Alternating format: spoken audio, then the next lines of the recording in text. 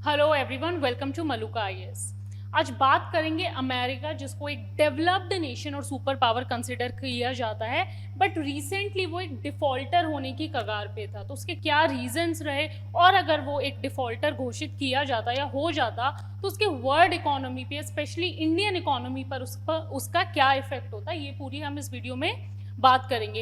And जो वो defaulter बनने वाला था, how it escaped that situation. ठीक है, उस सिचुएशन से वो किस तरीके से अमेरिका बाहर निकला, उसकी पूरी बात करेंगे। डेट सीलिंग की बात करेंगे कि डेट सीलिंग क्या है, किस तरीके से अमेरिका उस डिफॉल्ट होने की कगार पर पहुंचा। तो सबसे पहले डेट सीलिंग की बात करेंगे। हर गवर्नमेंट जो होती है उसको अपना जो एक्सपेंडिचर होता है सिर्फ टैक्सेस से पूरा नहीं होता है। ठीक है, तो कुछ ना कुछ लोन्स चाहिए होते हैं अपना वो एक्सपेंडिचर को निकालने के लिए। सैलरीज होती हैं आर्मी की, ठीक है, सोशल सिक्योरिटी सर्विस जो ये प्रोवाइड करते हैं, जो सारी स्कीम होती है, इस सब के लिए जो है कुछ ना कुछ उनको जो फाइनेंस है चाहिए होता है, और उसके लिए वो लोन्स भी बोरो करते हैं। तो अमेरिकन गवर्नमेंट ये नहीं है कि सबसे ज़्यादा बड़ी सुपर पावर है, क्योंकि रिसेंटली जब लास्ट ईयर श्रीलंका में इकोनॉमिक क्राइसिस हुआ था तो ये कंसिडर किया गया कि it is a poor country. ठीक है, बहुत ज़्यादा पैसा है नहीं, लोन ले लिया एंड इट कुडेंट पे बैक। पर अमेरिका के पास तो अच्छा खासा जो फाइनेंशियल रिसोर्सेज है वो सब है। अमेरिका का जो फेडरल बैंक है वो थोड़ा सा इंटरेस्ट रेट चेंज करता है और पूरी ग्लोबल इकोनॉमी में हलचल मच जाती है। तो बट अमेरिका के साथ ऐसा क्या हुआ कि वो डिफॉल्टर बनने वाला था।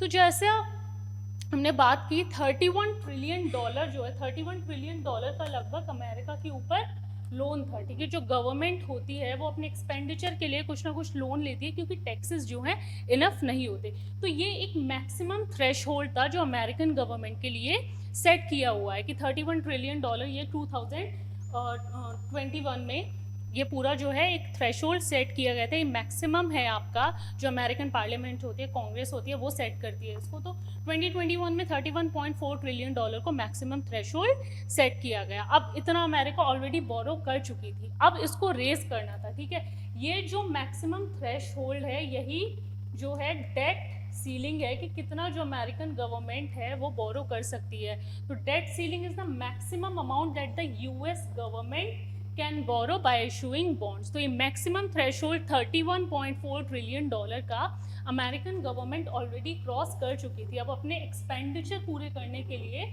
और लोन उन्हें चाहिए था, जो अमेरिकन पार्लियामेंट कांग्रेस जो है पास कर सकती थी। ठीक है, तो अब जैसे कि हमने बात की है, एक्सपेंडिचर के लिए बहुत सारी चीज़ें हो जाती हैं गवर्नमेंट के पास, जैसे कि social security, Medicare, health care facilities जो गवर्नमेंट अपनी तरफ से प्रोवाइड करती है। तो ये सब जो है क्रॉस हो गया, एक्सीड हो गया। अब जो अमेरिकन पार्लियामेंट होती है, जो कांग्रेस होती है, तो हिस्टोरिकली यही रहा कि उसके लिए एक फॉर्मेलिटी है कि वो ईजिली इसको पास कर देते हैं कि डेट सीलिंग जो है कि हमने 31 का हमारे पास जो है ये मैक्सिमम थ्रेशोल्ड आपने सेट किया है, तो आप इसको थोड़ा रेज कर सकते हो, 34 कर सकते हो, बिकॉज हम जो अपने एक्सपेंडिचर्स हैं वो पूरे नहीं कर पा रहे हैं। ठीक है, तो हमें थोड़ा सा जो है लोन एक्सटेंड किया जा सकता है, और ये कांग्रेस के हाथ में होता है। और हिस्टोरिकली बहुत सारे इंस्टेंसेस ऐसे रहे हैं जब भी डेट सीलिंग बढ़ाई गई है।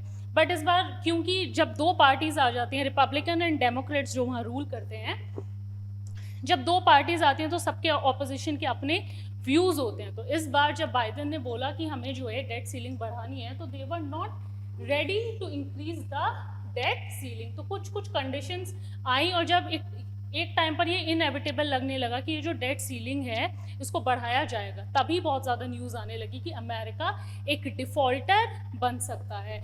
बट इवेंचुअली किसी तरह उन्होंने डील की, आपस में बातें की, और डेट सीलिंग का जो बिल है वो पास किया गया, जिसके बाद जो अमेरिकन प्रेसिडेंट थे जो बाइडेन ने उसको साइन किया, वो एक लॉ बन गया। तो रिपब्लिकन्स जो थे, जो ऑपोजिशन पार्टी थी, जो वो साइन करने के लिए नहीं मान रही थी, तो उन्होंने कुछ अपनी जो है ये जो डील थी, जो डेट सीलिंग को बढ़ाने की जो डील थी, उसमें अपनी कुछ कंडीशंस रखी थी कि नेक्स्ट फाइनेंशियल ईयर में जो है स्पेंडिंग जो है वो कम की जाएगी, जो ग्रोथ है उसको 1% तक ही जो है लिमिट किया जाएगा। जो गवर्नमेंट है वो बहुत ज़्यादा एक्सपेंडिचर नहीं करेगी। बट ये थोड़ा सा जो बाइडेन की गवर्नमेंट के लिए प्रॉब्लमेटिक हो सकता था, क्योंकि अमेरिकन प्रेसिडेंशियल इलेक्शंस आएंगे, और वो जो सोशल सिक्योरिटी जो होता है, जिससे पब्लिक ज़्यादा से ज़्यादा उनकी गवर्नमेंट को वोट करे, अगर वही सर्विसेज प्रोवाइड नहीं करेंगी तो हो सकता है कि उनकी पार्टी जो है इलेक्शन नहीं जीत पाए। तो ये उनके लिए भी एक प्रॉब्लमेटिक था। बट धीरे धीरे ये जो डील है, इसने नॉन डिफेंस जो बजट था 2024 का,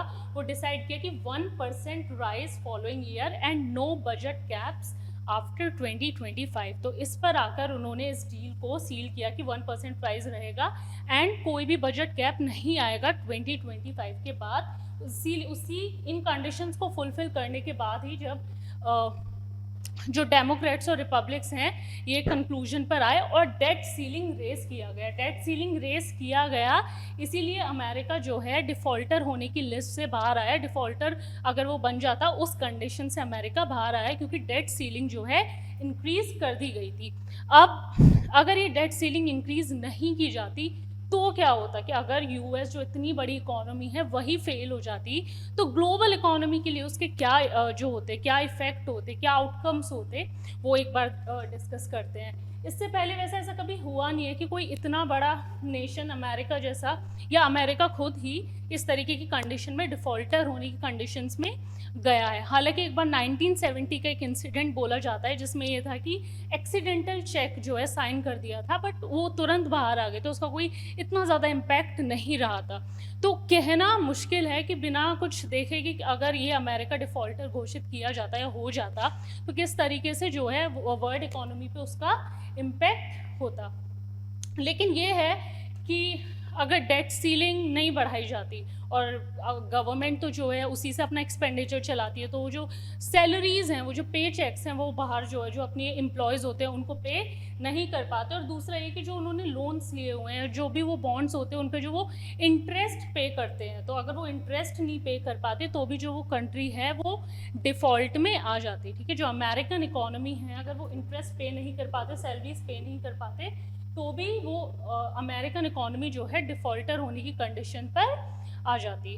अब एक और चीज़ इसमें कि इंडिया पे उसका क्या इफ़ेक्ट होता है। ठीक है, इंडिया के बायलैटरल ट्रेड रिलेशन है यूएस के साथ। ठीक है, अब छोटी सी भी हलचल होती है, इंटरेस्ट रेट, सपोज अमेरिका का फेडरल बैंक जो इंटरेस्ट रेट इंक्रीज़ करता है तो आउटफ्लो होने लगता है। ठीक है, एकदम से जो है ज़्यादा इन्वेस्टर्स जो होते हैं उस तरफ जाने लगते हैं। तो हालांकि ये बिल्कुल डायरेक्ट या इनडायरेक्ट इफेक्ट होता अगर इस तरीके से कुछ होता, क्योंकि अभी तक ऐसा कोई भी इंसिडेंट नहीं हुआ है। बस ये है कि अमेरिकन फेडरल बैंक अगर ज़रा सी भी हलचल करता है तो पूरी की पूरी इकोनॉमी किसी न किसी देश की हिल जाती है, कि थोड़ा सा जो आउटफ्लो इन्वेस्टर्स जो होते हैं उस तरफ जाने लगते हैं। अभी तक का जो भी आउटकम निकला है बहुत सारे डिसीजन से इतना ही निकला है। अब आप अपने जो है व्यूज़ वो शेयर कर सकते हैं कमेंट सेक्शन में कि आपके हिसाब से क्या होता अगर अमेरिका जो है वो एक डिफ़ॉल्टर घोषित हो जाता या एक डिफ़ॉल्टर नेशन बन जाता। इतना बड़ा डेवलप्ड नेशन अगर डिफ़ॉल्टर बनता है तो पूरी ग्लोबल इकोनॉमी जो होती है उस पर उसका क्या असर होता। एंड अनटिल देन आप चैनल को सब्सक्राइब कर सकते हैं। Thank you.